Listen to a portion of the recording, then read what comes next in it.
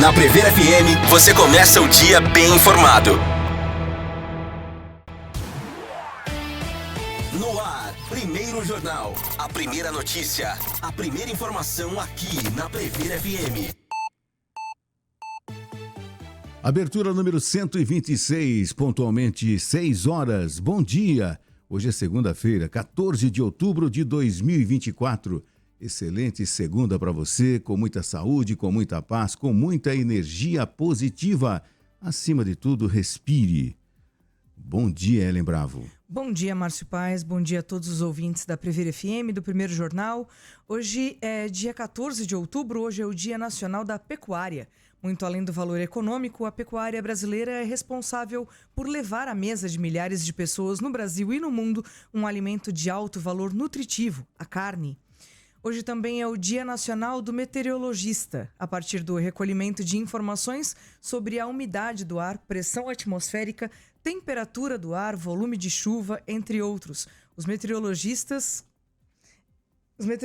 conseguem traçar uma previsão de condição do clima para determinada região.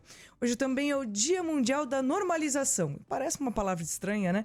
Mas ele foi estabelecido desde 1998 como forma de prestar reconhecimento a todos aqueles que voluntariamente oferecem seus conhecimentos para promover a qualidade e a segurança de produtos, processos e serviços por meio de normas técnicas.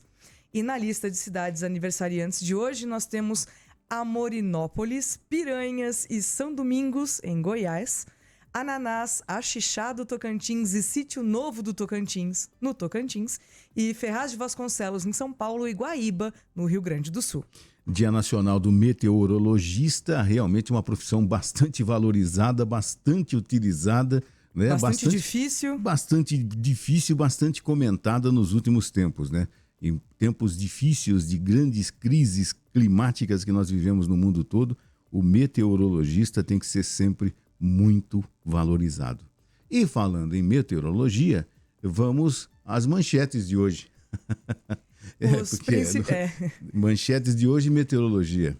Os principais boletins de ocorrência de Botucatu e região com o delegado seccional, Dr. Lourenço Talamonte. Polícia conclui inquérito sobre desaparecimento da secretária da APA em Bauru. Morre o publicitário Washington Oliveto, aos 73 anos. Furacão Milton. Biden anuncia 3,3 bilhões de reais para a rede elétrica durante visita à Flórida. Bets sem autorização já começaram a sair do ar na última sexta-feira. Pix por aproximação. Banco do Brasil lança serviço em maquininhas da Cielo. Horário de verão será decidido hoje, amanhã, nesta terça-feira, diz ministro. Hoje conversaremos às 7 horas com o economista professor Paulo André de Oliveira. E teremos a estreia do quadro Mexa-se com Saúde com o Dr. Rodrigo Gibim. Agora 6 horas e 3 minutos, vamos saber sim, agora, a respeito da previsão do tempo para esta segunda-feira com Juliana Marques. Bom dia, Juliana. Bom dia, Márcio. Hoje em Botucatu haverá sol com algumas nuvens durante o dia e períodos de céu nublado. À noite haverá também muitas nuvens. A temperatura mínima é de 15 graus e a máxima de 28 graus. E a gente viu ao longo desse final de semana, principalmente durante sexta-feira, muita chuva no estado de São Paulo, né? A contagem da Defesa Civil Estadual apontou que o temporal que atingiu o estado de São Paulo na noite de sexta-feira, dia 11, matou ao menos 7 pessoas. Na Grande São Paulo, no interior do estado. Em Bauru, aqui pertinho de Botucatu, foram 3 mortes após queda de muro.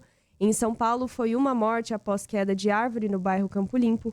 Em Diadema, foi 1 morte após queda de árvore. E em Cotia, foram 2 mortes após queda de muro.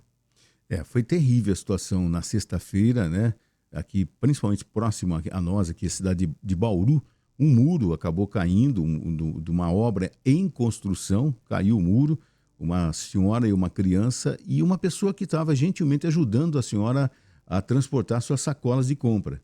Né? No exato momento que ela estava correndo para ir para casa, a ventania e tudo mais, esse muro acabou caindo e vitimando as 3 pessoas. E no momento que começou a chuva, eu estava indo para Bauru. Realmente foi uma chuva bem forte, uma chuva rápida, mas foi suficiente para alagar a Avenida Nações Unidas de Bauru. Como né? sempre, Como desde sempre. a inauguração. Eu estava voltando do mercado nessa chuva na sexta-feira, tomei um pouco dessa chuva.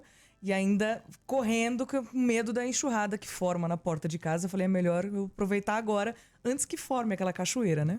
E na capital, né, terrível, né? Foi terrível a capital. Inclusive, hoje pela madrugada, depois de sexta, sábado, domingo, segunda, continuam mais de 600 mil pessoas sem energia elétrica. Principalmente bairro da Saúde, Jabaquara, continuam sem energia elétrica. É impressionante uma coisa dessa, gente. Agora essa próxima semana vai começar um pouco mais tranquila no estado de São Paulo. Litoral e capital terão uma segunda-feira ainda com influência da circulação marítima, formando um pouco mais de nuvens, mantendo a condição para alguns períodos de chuva fraca na faixa litorânea do estado, mas sem alertas. Na Grande São Paulo, a semana começa com um pouco mais de nuvem, mas sem chuva. O interior fica ensolarado já nesta segunda-feira e com temperaturas em elevação. Há uma pequena possibilidade de chuva apenas nas regiões mais próximas ao Triângulo Mineiro, mas ainda bem irregular. Na terça-feira, o tempo já abre e a temperatura sobe e teremos um pouco mais de sol no litoral.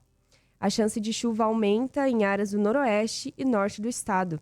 No decorrer da semana, até sexta-feira, todas as regiões paulistas vão ter sol e calor, mas as pancadas de chuva já passam a acontecer em mais regiões do estado, inclusive na quarta. Volta a possibilidade de pancadas de chuva na capital paulista. Realmente começaram as chuvas, a gente pode esperar que talvez aí essa temporada tenha mais chuvas aí pra gente. A chuva é sempre bem-vinda, a gente espera a chuva na madrugada de sexta para sábado, choveu legal aqui. Tomara que continue chovendo constantemente, de maneira tranquila, mas constante, né? Para evitar, inclusive, incêndios florestais, tá? Que isso é terrível, a gente precisa para melhorar o ar, para melhorar a nossa respiração, a nossa saúde, enfim. A natureza agradece que isso aconteça, né? De forma tranquila. Nós vimos aí o temor que é quando você está com um furacão como aquele Milton nos Estados Unidos, que deixou muita gente em polvorosa, ceifou a vida de 16 pessoas, né? Deixou muita gente desabrigada, milhões de pessoas desabrigadas, com medo de voltar para casa. E no Brasil não está diferente. E a gente tem falado constantemente aqui que o clima no mundo está mudando. Quando é que você ouviu alguma informação que tinha água no deserto do Saara? Ou Antártica Verde. Ou Antártica Verde. Está derretendo a geleira, está nascendo uma vegetação. E é uma interrogação do que pode acontecer. O que está atrás desse gelo que derreteu? Quantos vírus estão lá que estão voltando à tona? Então, quer dizer, o mundo está vivendo uma transformação muito grande, que iria acontecer em 2050, está acontecendo agora, que a previsão é que ocorra totalmente até 2030. Então, a gente está às vésperas de acontecer. Então, a gente não vai... É claro que é difícil falar isso, mas é difícil não se surpreender, mas vai ser constante, né, informações de aconteceu naquela parte do mundo, aconteceu no Brasil, né, mudanças climáticas significativas, inclusive com catástrofes. Verdade. 6h08, vamos àquela notícia inusitada, aquela notícia curiosa no primeiro jornal.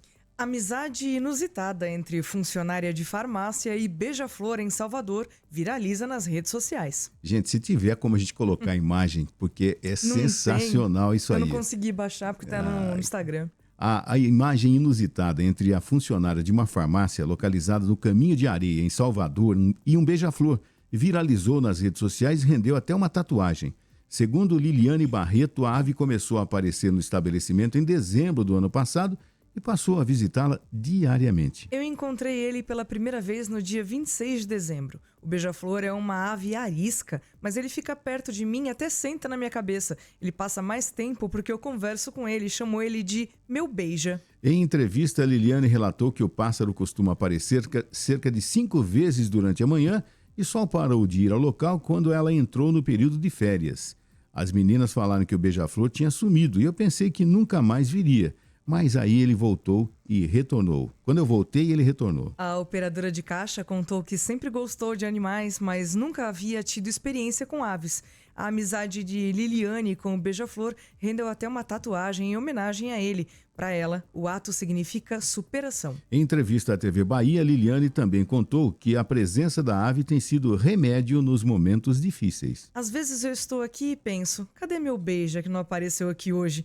Quando eu penso que não, ele vem em uma velocidade e para na minha frente. Aquilo que eu estava sentindo vai embora, afirmou.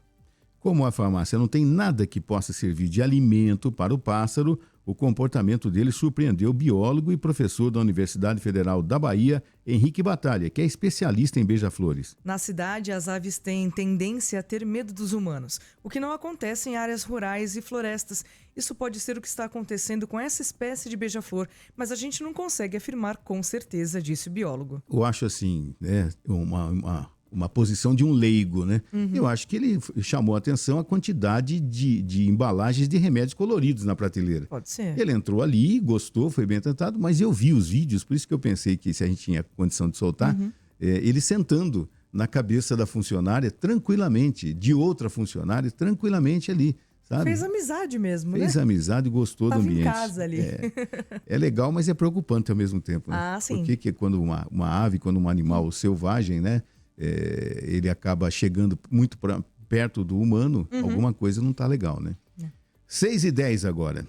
E tem aquela notícia viral, né? O que o pessoal tá falando na internet por aí? Qual é a notícia do momento, Juliana? Bom, o Dia das Crianças já passou, mas o que foi falado aí durante a semana passada inteira, durante o final de semana, foi o Dia do Cabelo Maluco. Como parte das comemorações do Dia das Crianças, celebrado neste sábado, uma nova tradição ganhou cada vez mais destaque nas escolas do Brasil. O Dia do Cabelo Maluco, inspirado no Crazy Hair Day, popular nos Estados Unidos. Esse evento divertido tomou conta das redes sociais, onde pais compartilharam os penteados mais criativos de seus filhos. E a competição é boa, hein? Nossa. Durante o Dia do Cabelo Maluco nas escolas, as crianças são incentivadas a explorar sua criatividade ao máximo, ostentando penteados extravagantes e inusitados. Usando uma combinação de gel, glitter, tintas coloridas, brinquedos e acessórios, os pequenos transformaram seus cabelos em verdadeiras obras de arte. E se nas escolas o evento faz sucesso, em casa os pais são os principais responsáveis por dar vida aos penteados. Muitos acordam mais cedo para planejar e executar as ideias mais criativas possíveis. Afinal, não é todo dia que se pode transformar o cabelo em um aquário, uma galinha ou até mesmo em um balanço de brinquedo. Não, e eu vi na sexta-feira, né, um pai fanático pelo Palmeiras que fez o Allianz Parque na cabeça do filho. Impressionante isso. Ele foi com aquele, imagina o peso daquilo para a escola, né? Aquele com boné de pipoca também, que já o ano passado já aconteceu. Tem umas ideias muito boas. Impressiona a criatividade, né? Às vezes nem a pessoa não precisa gastar tanto dinheiro, porque faz de uma maneira muito criativa um penteado engraçado, né? E o legal é que a criançada adora isso, né? Fica. E agora é a semana maluca, né? Então não é só o cabelo, é a mochila maluca, é o sapato maluco, cada dia uma coisa maluca, diferente. Eu não aguentava mais ver cabelo maluco nas redes sociais. Inclusive, não só nos ambientes infantis, mas em locais de trabalho também fizeram o Dia do Cabelo Maluco. Virou febre completamente. E gerou também várias discussões na internet. Teve mãe falando que não concorda, porque é um trabalho muito grande que dá para as mães. Teve outras que falaram que é só uma semana no ano. Então, gerou muita discussão e muitos memes também. Eu acho que no caso das crianças, elas adoram. Sim. Elas adoram, né? E de repente elas palpitam. Eu sei que o meu neto, ele palpita em tudo. E ele palpita no cabelo maluco também, tá? Então, é uma época... Eu não sei de quando, uma vez por ano? Eu acho que é uma vez por ano. É a Semana da Criança, basicamente. Mas tem escola que faz quase uma vez por mês. Na minha época não tinha Dia do Cabelo Maluco, eu queria que tivesse. Na minha também não. Nossa, eu ia surtar. Eu ia adorar. Cabelo maluco na minha época é quando o barbeiro errava mesmo o cabelo. Cabelo maluco na minha época, na verdade, era todo dia. Meu cabelo sempre acordava de mau humor. Tá certo. 6h13 agora. Esporte. Bom, com o Brasileirão Série A parado em razão dos jogos da Seleção Brasileira, a Série B entregou muito futebol. Verdade. Esse final de semana. A rodada 30 teve o Santos retornando à liderança do campeonato após vencer o Mirassol por 3-2 na Vila Belmiro. E isso foi esperado, né? 3-2, hein? 3-2. Jogo emocionante, né? Isso porque agora o vice-líder Novo Horizontino perdeu para o Sport jogando em casa. O Leão de Pernambuco venceu pelo placar de 3-1 e se consolidou entre os 3 primeiros do campeonato, também na briga aí pela liderança. Verdade. A Ponte Preta foi ao Castelão enfrentar o Ceará e saiu derrotada pelo placar de 1-0. O Botafogo de Ribeirão Preto ficou no 0-0 com o Comercial em um jogo sem grandes emoções. E hoje ainda teremos Brusque e Ituano. Se o time de Itu vencer, ele pode finalmente respirar fora da zona de rebaixamento. Já o Guarani, o lanterna do campeonato, enfrenta o CRB no Brinco de Ouro. O Bugre busca uma arrancada final para tentar se salvar. Gente, é difícil isso, né? Arrancada final, né? Faltam o quê? 7 rodadas? 8 rodadas? Não fez isso o campeonato todo? É muito difícil. Se cair para a Série C, né? Se cair para a Série C, dificilmente volta e adeus Guarani, viu? Porque é terrível isso. É terrível deixar acontecer uma situação como essa. Agora, nas últimas rodadas vai ter... Que arrancada? Não tem como. É muito difícil. E nós vamos ter eu não sei se amanhã a gente vai ter um jogo importante também para a classificação, um clássico entre Mirassol e Novo Horizontino. Porque um está em segundo, outro está em quarto na tabela. Isso. Né? E os 2 times do interior de São Paulo podem subir o ano que vem. Né? Então vai ter um clássico aí do interior de São Paulo na segunda divisão. Aliás, vai ser legal, né? Os times paulistas subindo aqui, né? O pessoal gosta de acompanhar também. E a gente até fica imaginando qual que é a estrutura, porque não é fácil você manter um time de futebol, seja em qual divisão. Na segunda é terrível. Imagina na primeira divisão, então. Né? Você tem que ter uma estrutura. E aquela história, 40 mil habitantes tem a cidade.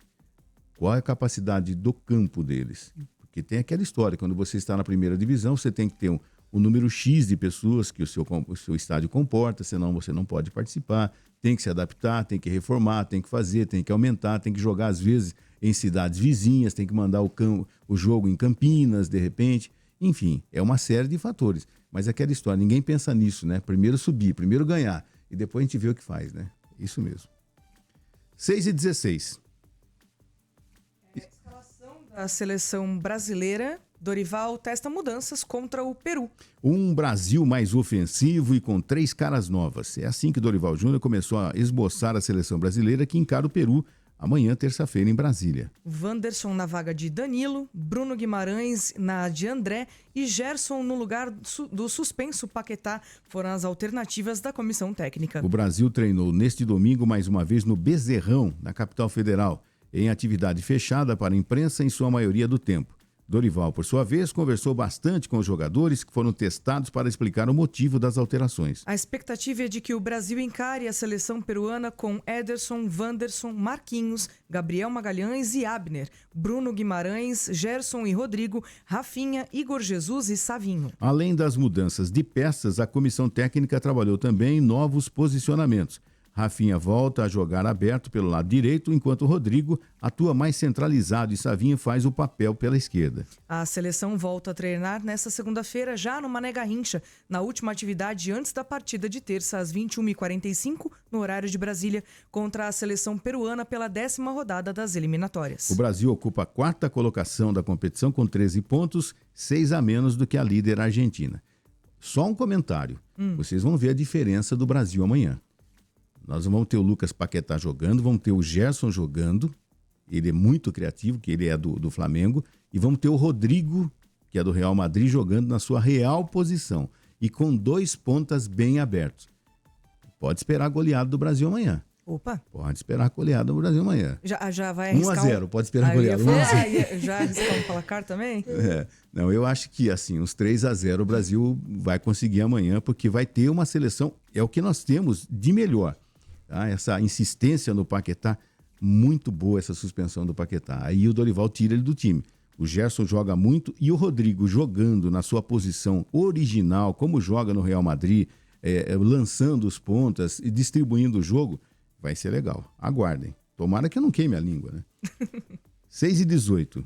Osasco volta a vencer o SESI Bauru e é campeão paulista feminino de vôlei pela 18ª vez. A equipe da Grande São Paulo venceu o SESI Bauru por 3-7-1, parciais de 26-24, 25-20, 22-25 e 18-25, na noite desta sexta-feira na Arena Paulo Scaff, em Bauru, e confirmou a conquista. O time comandado por Luiz Omar de Moura havia vencido o primeiro jogo em casa por 3-1 e resolveu sem precisar do Golden 7, fazendo valer a supremacia do clube no cenário estadual. O SESI Bauru, por sua vez, terminou a primeira fase invicto e buscava a terceira conquista, mas acabou superado nos 2 jogos da decisão. As equipes voltam as atenções agora para a Superliga Feminina. O SESI Bauru estreia na competição nacional no sábado, dia 19, 19 às 18 horas, diante do Barueri, fora de casa. Já o Osasco faz seu primeiro compromisso na segunda-feira seguinte, dia 21, às 21h30, contra o Maringá, também fora de casa. 6 horas e 19 minutos, lembrando que às 7 horas, virou agora, 6h20. 7 horas nós teremos o economista professor Paulo André de Oliveira. Nós teremos a partir do dia 1º de janeiro o novo presidente do Banco Central, Gabriel Galípolo, né? É uma dos questionamentos que nós vamos fazer para o professor Paulo André. Também, será que a gente vai conseguir atingir a meta fiscal com todas as dificuldades que nós estamos vivendo? Falta de chuva, aumento de preço, energia elétrica subindo, enfim. O professor Paulo André de Oliveira vai estar aqui às 7 horas falando sobre isso. E nós teremos também às 7h40 hoje, Mexa-se com Saúde. E é um assunto realmente bastante interessante. Saiu uma pesquisa numa universidade de Massachusetts, nos Estados Unidos, dizendo o seguinte: se você fizer exercício só ao final de semana, está bem. Aos finais de semana, está tudo bem. É uma polêmica, né? E a gente vai comentar na estreia do Mexa-se com Saúde com o Dr. Rodrigo Gibim a respeito desse assunto também. Tem muita coisa para acontecer no primeiro jornal que vai para o intervalo e já já estaremos de volta. A sua cidade no primeiro jornal.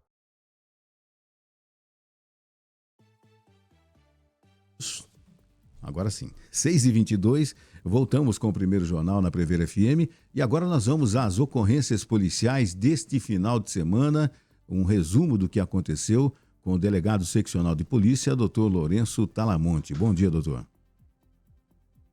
Bom dia, Ellen, bom dia, Márcio, bom dia a todos que nos acompanham pela Prever FM. Passaram as principais ocorrências registradas no plantão da Polícia Civil, os principais destaques, e um plantão bem movimentado e com várias prisões. Tivemos prisão em flagrante por roubo a transeunte tentado em Laranjal Paulista. Tivemos prisão em flagrante por tráfico de drogas em Pratânia, na praça central da cidade, no domingo à tarde. Autor preso em flagrante de 22 anos de idade. Também tivemos prisão em flagrante por embriaguez ao volante em Pardinho. Também prisão em flagrante por tráfico de drogas na penitenciária de Itatinga, mulher de 27 anos de idade, presa em flagrante durante visita de preso. Estava com objeto cilíndrico no corpo, foi flagrada pelo scanner, ela mesma acabou entregando o objeto, que continha maconha, e foi conduzida ao plantão da Polícia Civil e autuada em flagrante delito por tráfico de drogas. Também tivemos prisão em flagrante por receptação de veículo, produto de furto em Cotia, na rodovia João Hipólito Martins. Ocorrência atendida pela Polícia Rodoviária, autor preso em flagrante. Tivemos também um acidente de trânsito com vítima fatal em Laranjal Paulista, homem de 36 anos de idade, que estava pilotando sua motocicleta, sem possuir CNH e acabou colidindo frontalmente um outro veículo, um Volkswagen Gol, foi socorrido e acabou falecendo no hospital. Também tivemos prisão em flagrante por violência doméstica em Botucatu, na Vila Santana, sábado à noite. Autor preso em flagrante, de 41 anos de idade. Também tivemos um tráfico de drogas em Laranjal, o autor foi preso em flagrante. E tráfico de drogas no Jardim Santa Elisa, em Botucatu, sábado à tarde. Indiciado preso de 19 anos de idade. Mais uma prisão em flagrante por receptação de veículo em Conchas e captura de procurado. O autor da receptação desse veículo também tinha passagem e era procurado por roubo no Paraná. Tivemos 2 capturas de procurados nesse final de semana e mais um flagrante de violência doméstica em Areópolis. Sábado de manhã, autor preso em flagrante de 35 anos de idade depois de ter ameaçado sua companheira com 2 facões. Então foram esses os destaques do plantão da Polícia Civil desse final de semana. Um abraço a todos e boa semana. Participação do Dr. Lourenço Talamonte falando a respeito das ocorrências, um resumo das ocorrências policiais verificadas em Botucatu e região, na região da seccional, neste final de semana. 6h25, meio ambiente é pauta na Câmara Municipal. Na primeira sessão ordinária de outubro, os vereadores de Botucatu aprovaram requerimentos voltados para a temática ambiental. Os requerimentos são documentos legislativos que permitem aos vereadores solicitar informações ou serviços a autoridades públicas visando a melhoria do município. Um dos requerimentos, de autoria de Marcelo Sleiman, solicita ao secretário de governo a avaliação da possibilidade de alterar o Código Tributário Municipal para incluir um desconto progressivo no IPTU para imóveis que adotarem medidas de redução de impacto ambiental e eficiência energética. Essa proposta visa criar o Programa de Incentivo à Sustentabilidade Urbana, denominado IPTU Verde.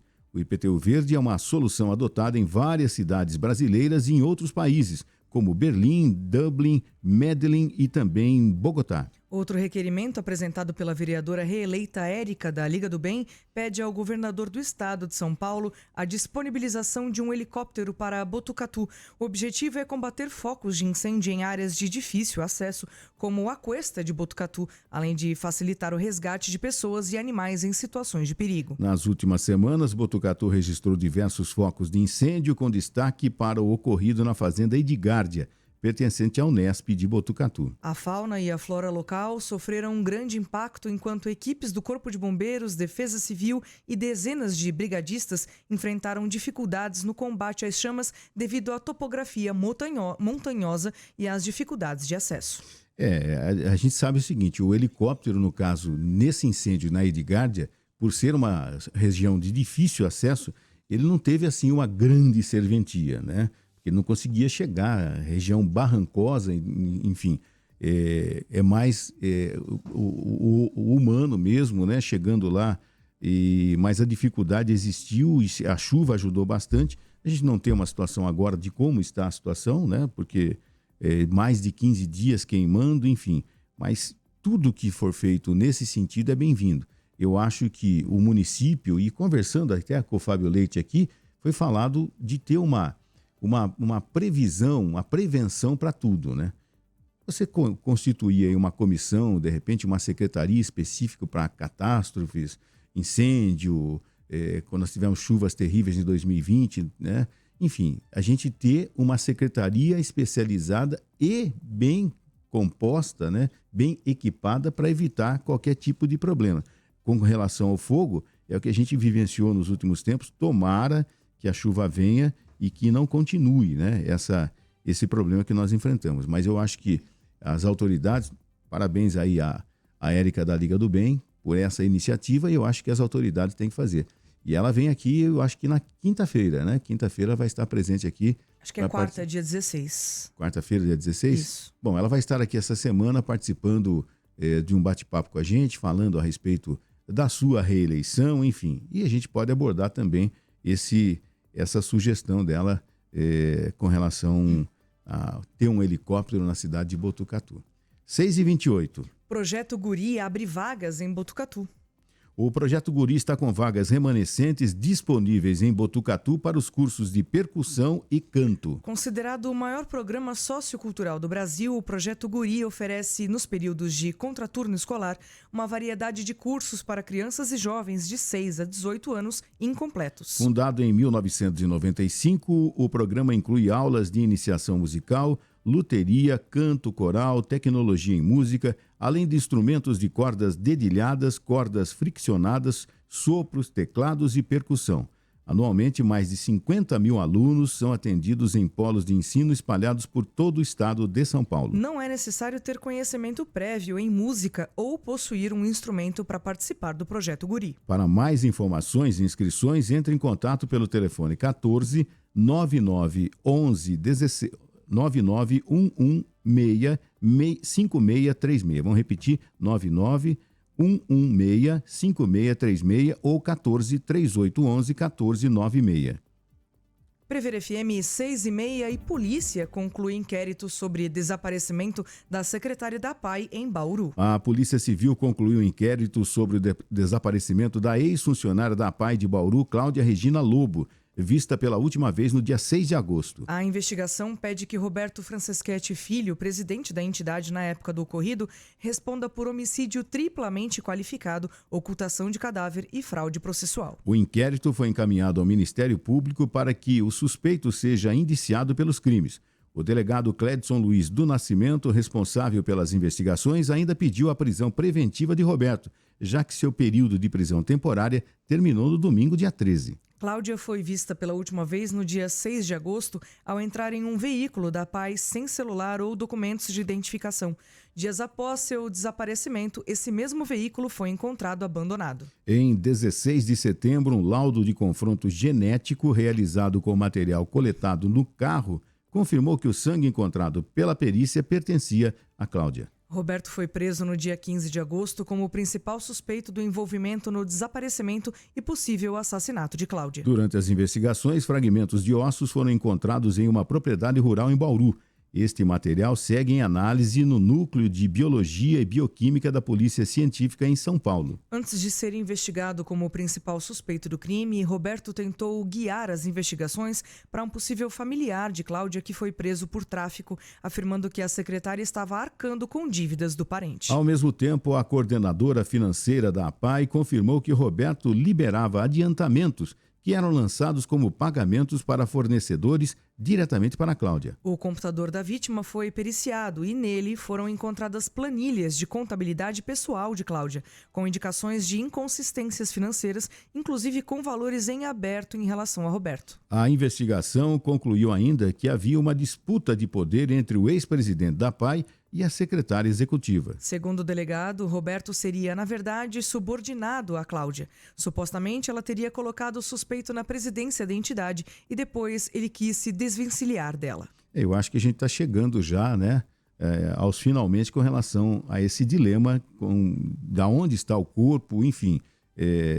As investigações continuam, o Roberto foi preso agora, essa prisão temporária acontecia, e a temporada terminou no domingo, então foi a prisão preventiva agora que o delegado que está à frente das investigações determinou, Vamos aguardar, eu tenho certeza que logo, logo a gente vai ter a informação e o desfecho de tudo isso. Precisa, Muito tempo se arrastando já. Está dependendo realmente de uma análise de todo esse material que foi queimado, para saber se realmente pertence a Cláudia e tudo mais, para realmente saber, ter a finalização desse caso que mexeu com toda a região, 6h33, vestibular da Unesp prorroga inscrições até hoje. A Universidade Estadual Paulista, a Unesp, prorrogou até às 18 horas de hoje, dia 14 de outubro, o prazo de inscrições para o vestibular 2025, que oferece 6.596 vagas e tem taxa de inscrição no valor de R$ 210. Os candidatos devem se inscrever pelo site da Fundação VUNESP, vunesp.com.br, responsável pela aplicação do exame e efetuar o pagamento da taxa até hoje, dia 14. A Unesp concede uma redução de 75% no valor da inscrição para aproximadamente 400 mil alunos do último ano do ensino médio da rede pública estadual paulista, incluindo estudantes da Secretaria da Educação do Estado de São Paulo e do Centro Paula Souza. Para esses candidatos, a taxa será de R$ 52,50, com prazo de inscrição também encerrando hoje. As provas da Unesp serão realizadas em 15 de novembro, a primeira fase, e nos dias 8 e 9 de dezembro, a segunda fase, em 35 cidades. A Unesp é uma instituição pública e gratuita, reconhecida como uma das maiores e melhores universidades do Brasil e da América Latina. Fundada em 1976, a universidade conta com cerca de 50 mil estudantes de graduação e pós-graduação. Está presente em 24 cidades do estado de São Paulo, com 34 unidades universitárias, atuando em todas as grandes áreas do conhecimento por meio de atividades de ensino, pesquisa e extensão. Prever FM 6h34. Procon disponibiliza curso EAD sobre defesa do consumidor para educadores, empresas e público geral. O Procon São Paulo lançou no começo deste mês cursos de educação à distância, EAD, sobre defesa do consumidor. As aulas são gratuitas, assíncronas e têm como objetivo formar consumidores sobre seus direitos e deveres. Os cursos abordam temas variados, desde como escolher produtos e serviços até como proceder em situações de cobranças indevidas. As primeiras aulas disponíveis são sobre a Lei 8.078/90, o Código de Defesa do Consumidor com duração de 6 horas. Além dos cursos voltados ao público geral, o projeto Saber Consumir também oferece capacitação para educadores. Para empresas e fornecedores, serão disponibilizados conteúdos que promovem boas práticas nas relações de consumo, como a prevenção da discriminação racial. Os cursos são realizados na plataforma Moodle, é isso? Moodle. Moodle, com inscrições realizadas no site do Procon, www.ead.procon.sp.gov.br. É importantíssimo isso, né? Principalmente para se ter conhecimento, apesar de ser antiga, desde 1990, a Lei de Defesa do Consumidor. Muita gente não sabe. Mesmo alguns vendedores e consumidor, é importante saber sobre a Lei de Defesa do Consumidor. É importante saber se defender, né? 6h36. Primeiro Jornal, Prever FM. Morre o publicitário Washington Oliveto aos 73 anos. O publicitário Washington Oliveto morreu neste domingo, dia 13, aos 73 anos, no Rio de Janeiro. Ele estava internado há 5 meses no Hospital Copa Star, no Rio. Oliveto é responsável por diversas campanhas importantes no cenário publicitário. Ele venceu mais de 50 leões no Festival de Publicidade de Cannes, um dos prêmios mais importantes do marketing mundial, e até está presente no Hall of Fame do One Club de Nova York e também no Lifetime. Ele se destacou. Você imagina vencer 50 prêmios, né? E o Hospital Copa Star lamenta a morte do paciente Washington Oliveto na tarde deste domingo, dia 13, e solidariza com a família e amigos por essa irreparável perda, informou a unidade de saúde. Washington Luiz Oliveto nasceu em 29 de setembro de 51 em São Paulo. No início da década de 70, ele ganhou o Leão de Bronze no Festival de Cannes pelo comercial de televisão Pingo, para as torneiras Deca. Ele também foi responsável pelo Homem com Mais de 40, que recebeu o prêmio de Leão de Ouro de Publicidade Nacional, também em Cannes. No entanto, as campanhas mais marcantes de Oliveto foram do Garoto Bombril e do Primeiro Sutiã da Valizer. Não, é impressionante. São campanhas famosíssimas do Washington Oliveto. Famosíssimas. Ele passou corintiano, ele foi um dos grandes responsáveis em 81 pelo início, junto com Sócrates, Casagrande, Vladimir, da democracia corintiana, né? E foi importantíssimo e ele ficou, nesse ano de 2001, me parece, ele foi sequestrado, ficou mais de 50 dias no cativeiro, num salãozinho minúsculo, né? Com música o tempo todo, para ele perder a noção de tempo, né? Enfim, aí, de repente, uma vizinha, que era uma estudante, num apartamento no Brooklyn, em São Paulo, uma vizinha, depois que a polícia descobriu mais ou menos, enfim, os sequestradores largaram ele lá. Aí ele começou a bater nas paredes e uma vizinha, uma estudante, ouviu, chamou a polícia e conseguiram libertar o Washington Oliveto. E agora, na saída do break, a gente vai colocar agora um dos comerciais, uma das campanhas mais fantásticas do Washington Oliveto, né? Essa campanha foi contratada pela Rede Globo de televisão para o Fantástico, né? E é uma campanha que está muito atual e que você preste atenção agora. Você que está indo levar o seu filho para a escola, se você já ouviu essa campanha, é importantíssima, porque no momento de hoje, no momento aflitivo que nós estamos vivendo no mundo, com tantas e tantas guerras, tantos conflitos mundiais, essa campanha, idealizada em 2001 pelo Washington Oliveto, ela é atual, muito atual, sobremaneira. A campanha da paz do Washington Oliveto, e já voltamos.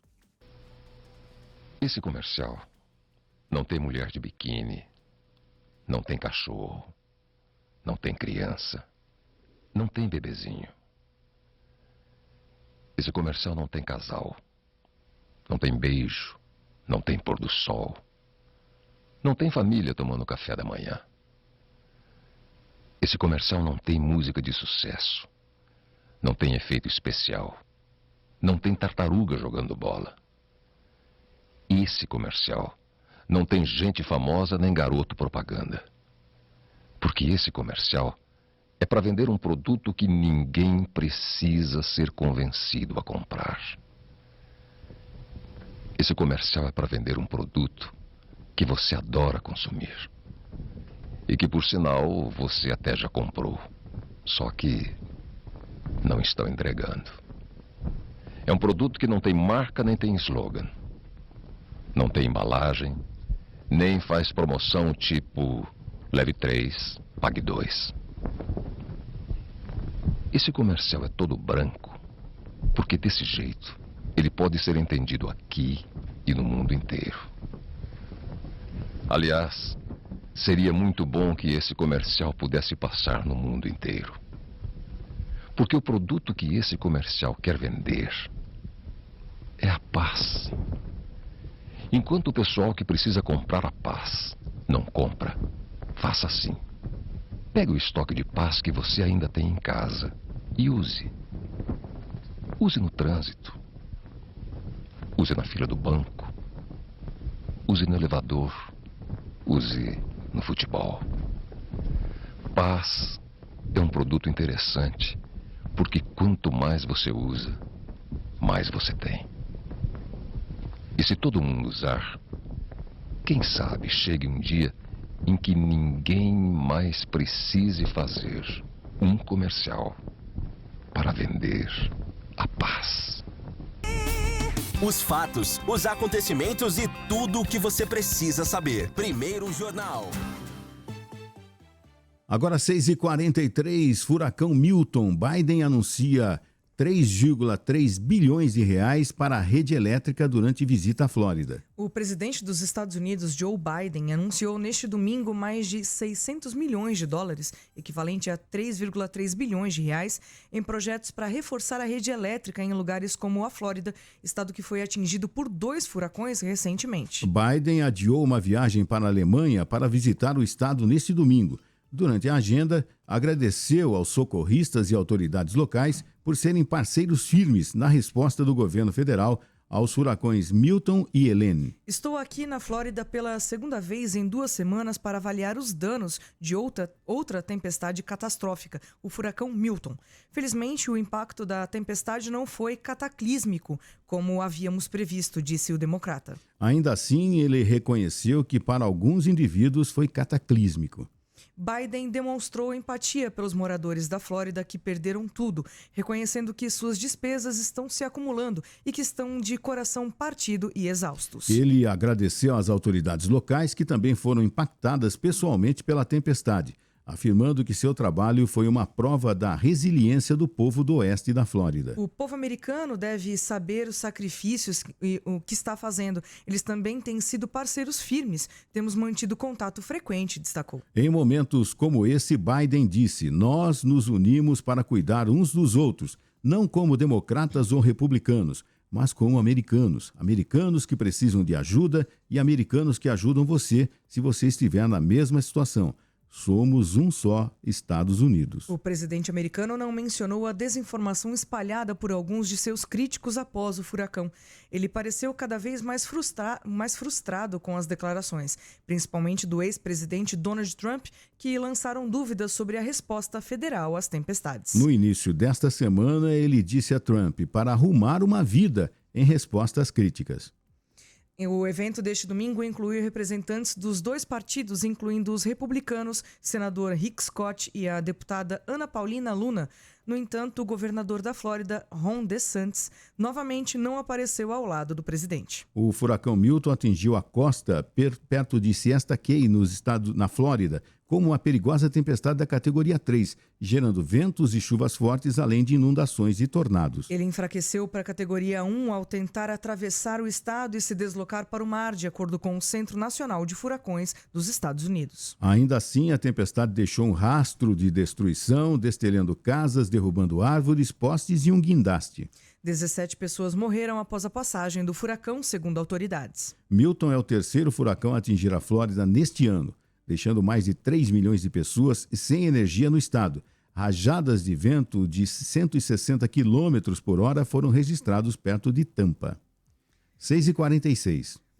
Lula sanciona a lei que aumenta a pena mínima de prisão para crime de feminicídio para 20 anos. O presidente Luiz Inácio Lula da Silva sancionou na última quarta-feira, dia 9, um projeto de lei que aumenta a pena para feminicídio e para crimes cometidos contra a mulher. A nova lei prevê que condenados por assassinato contra mulheres motivado por violência doméstica ou discriminação de gênero terá pena mínima de 20 anos e máxima de 40 anos. Atualmente, a lei prevê que o feminicídio deve ser punido com prisão de 12 a 30 anos. As penas serão aumentadas em 1/3 caso a vítima estivesse grávida ou nos 3 meses após o parto, bem como quando as vítimas forem menores de 14 anos ou maiores de 60. A pena também será aumentada em 1/3 caso o crime tenha sido cometido na presença de filhos ou pais da vítima. A professora e advogada doutora Rita Barbuio explicou ao Primeiro Jornal os detalhes das principais mudanças da lei. Olá, amigos da Rádio Prever FM. Olá, Márcio, Ellen, Juliana. Nossos cumprimentos a toda a equipe da Rádio Prever FM, que sempre traz para todos nós, né, da comunidade, assuntos de tamanha relevância. E hoje é importante essa nossa discussão, porque nós vamos falar um pouco sobre a lei que foi sancionada pelo presidente da República e que estabeleceu uma série de medidas rigorosas para os delitos praticados contra a mulher por razões da condição do sexo feminino. Houveram várias mudanças na nossa lei, tais quais o feminicídio, que até então é tratado como uma qualificadora do crime de homicídio, dando a um crime de homicídio, quando praticado contra a mulher por razões da condição do sexo feminino, uma pena de 12 a 30 anos. E hoje, o crime de feminicídio, ele passa a ser um crime autônomo e não só uma qualificadora do homicídio. Nessas situações, quando há a morte de uma mulher pela condição de ser ela mulher, pelas razões do sexo feminino, em violência doméstica e familiar contra a mulher, trata-se de um crime autônomo com pena de 20 a 40 anos de reclusão. Outra mudança importante que nós podemos citar é no crime de lesão corporal. O crime de lesão corporal, quando cometido contra a mulher em razões de violência doméstica e familiar, teve sua pena aumentada de 2 a 5 anos. O crime de ameaça, quando também cometido contra a mulher por razões de sua condição de sexo feminino, em violência doméstica e familiar, teve a pena dobrada e a ação agora é incondicionada. O que significa isso? Significa que agora não depende mais da vontade da vítima para que o Estado possa tomar providências e buscar a responsabilização desse agente que está sendo incriminado. Crimes contra a honra, injúria, calúnia e difamação também ganharam nova causa de aumento de pena, tendo a sua pena dobrada, quando praticados nessas condições contra a mulher pela condição do sexo feminino.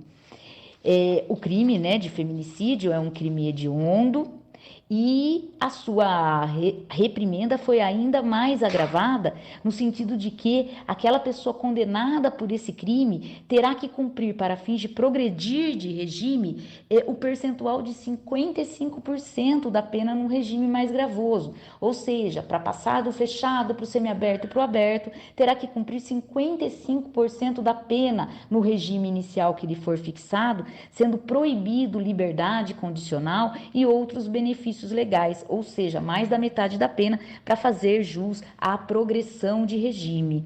Terá também, quando dessa progressão de regime, de usar obrigatoriamente a tornozeleira eletrônica.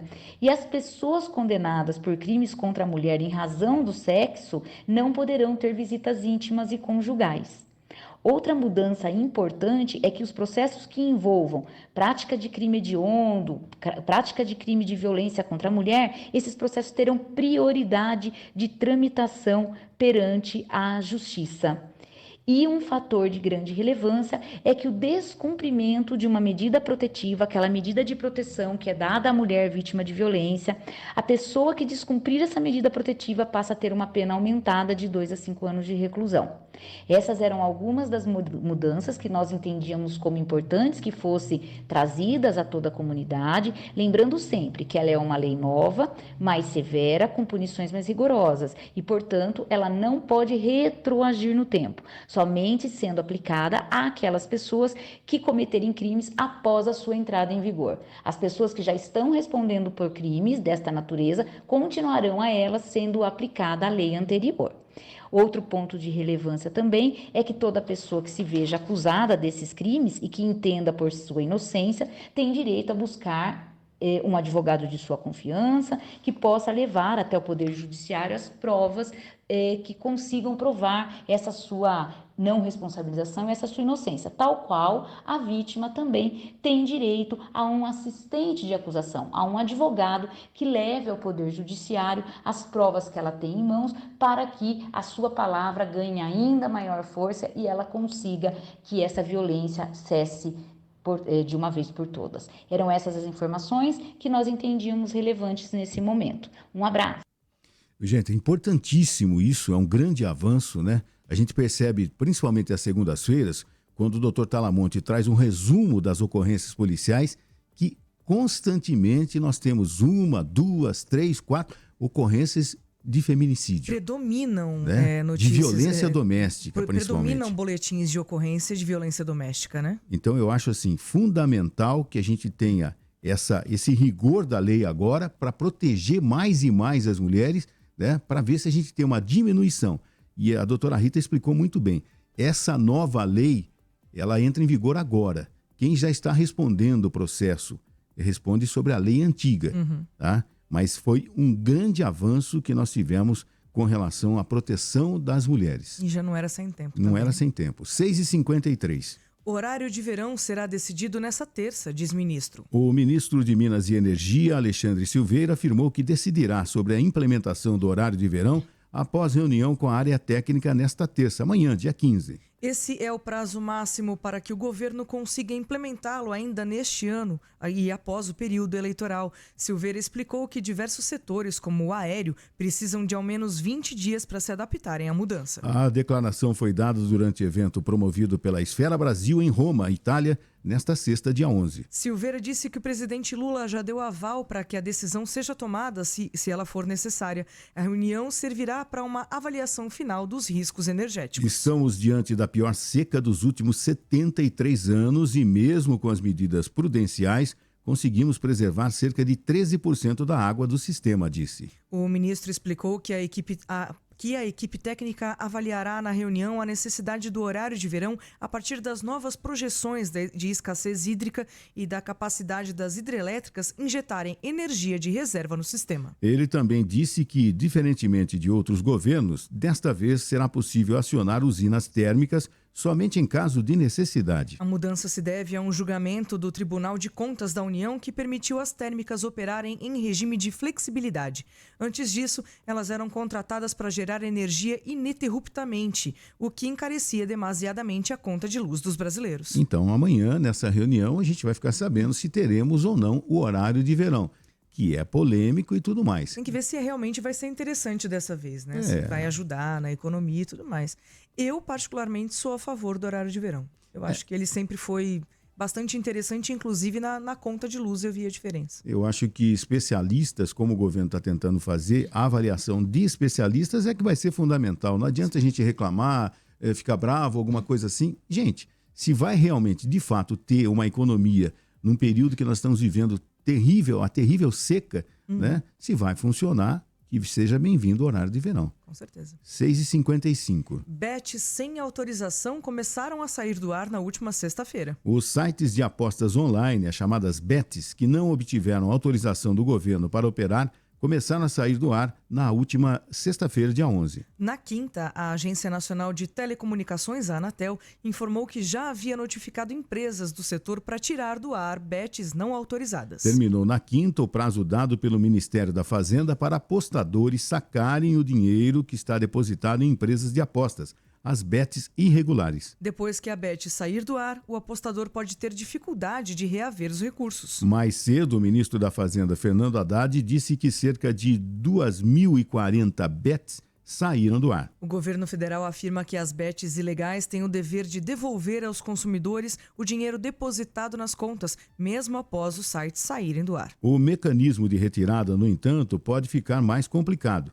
As casas de aposta terão que se responsabilizar pela devolução, mas o fato delas terem se recusado a começar o processo de adequação à nova legislação é um indicativo de que o saque pode ser difícil. O governo ainda não anunciou se colocará algum canal oficial à disposição para atender os clientes que se sentirem prejudicados pelas bets ilegais. O ministro afirmou ainda que o trabalho da Fazenda para identificar sites irregulares será contínuo, uma vez que as bets podem simplesmente mudar de endereço eletrônico. Contudo, segundo Haddad, a proibição de propaganda para esses sites já deve possibilitar uma redução de seu alcance, reduzindo os acessos desses endereços. No fim do ano passado, o Congresso aprovou e o governo sancionou uma lei que regulamenta as apostas online no Brasil. A regulamentação traz uma série de regras para que essas empresas possam operar no país e estipulam pagamento de impostos, o que hoje não acontece. Desde 2018, as apostas de cotas fixas, as bets, são autorizadas no Brasil, mas a maioria desses sites de apostas hoje está hospedada em outros países e oferece seus serviços aos brasileiros pela internet. Regis Dudena, secretário de Prêmios e Apostas do Ministério da Fazenda, afirmou em entrevista ao Fantástico no início do mês que haveria total controle sobre a identificação dos apostadores e os meios de pagamento que eles utilizam. Ele também destacou que seriam estabelecidas regras muito claras para o combate à lavagem de dinheiro. Com a regulamentação, a partir de janeiro de 2025, elas terão que estar hospedadas no Brasil, o que vai facilitar a fiscalização de acordo com o governo. Ele também destacou que existiam regras de proteção para os apostadores e que era possível saber qual era o volume financeiro que eles estavam gastando nas casas de apostas. Além disso, afirmou que essas casas seriam monitoradas e fiscalizadas pelo Ministério da Fazenda. 6h58, a gente comentou inúmeras vezes, né, que vai dar muita dor de cabeça. Você imagina, nós falamos aqui mais de 2.040 bets, tá? Quais são regulares? Quais estão irregulares? A maioria. Sim. A maioria vai dar dor de cabeça. Quem tem dinheiro para retirar... Eu acredito que muita gente tenha deixado ainda valores ali por não acreditar que o site poderia sair do ar. E nessa vai perder algum valor ali, pode ser perdido, né? Eu acho que sim. 6h59, nós vamos ao intervalo. Lembrando que hoje nós temos a presença da Tata Mello aqui com a gente também no Primeiro Jornal, operando também a mesa aqui do Primeiro Jornal da Prever FM. Vamos ao intervalo, já nós voltamos com a sequência do Primeiro Jornal. Você ouviu Primeiro Jornal Prever FM.